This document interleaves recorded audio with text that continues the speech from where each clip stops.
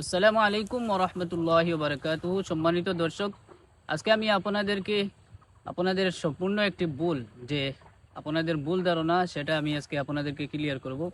যে আমরা অনেকেই আছি, আমরা 5 ওয়াক্ত নামাজও পড়ি, হজ করেছি, কেউ জাকাতও দেই, সংক্ষেপে বলি আমরা হারাম থেকেও বেঁচে আছি, তবু আমাদের দোয়া কবুল হয় না।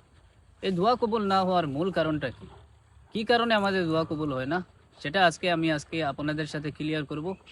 দেখুন, দোয়া কবুল না হওয়ার সব থেকে বড় বিষয় হলো আপনি যে দোয়া করেন, আপনার দোয়াটা আসমানে ঝুলে থাকে। আপনার দোয়াটা আরশে আজিমে গিয়ে আছে না কেন জানেন? আপনি এই দোয়াতে দুরূদ শরীফ পড়েন নাই। মাথায় রাখবেন, আপনি যখনই দোয়া করবেন, দোয়ার প্রথমে এবং শেষে যদি দুরূদ শরীফ আপনি না পড়েন, তাহলে আপনার দোয়া কোনোদিনও কবুল হবে না। তাই আমি অনুরোধ করব সবাইকে, আমরা যখনই দোয়া করি না কেন, আমরা যেন দোয়ার প্রথমে এবং শেষে অবশ্যই দুরূদ শরীফ পড়ি। কারণ দুরূদ শরীফ না পড়লে আমাদের দোয়া কোনোদিনও কবুল হবে না। যেটা আমি ক্লিয়ার করে আজকে আপনাদেরকে বলে দিলাম, সেটা আমার কথা না, উলামায়ে কেরামগণ বলেছেন, হাদিস দ্বারা প্রমাণিত। তাই আশা করি কথাগুলো বুঝতে পেরেছেন। দয়া করে ভিডিওটা বেশি বেশি শেয়ার করবেন, যাতে করে সকলের কাছে এই ভিডিও পৌঁছে। আজকের মতো এখানে রইল। আসসালামু আলাইকুম ওরহমতুল্লাহি ওবারাকাতুহু।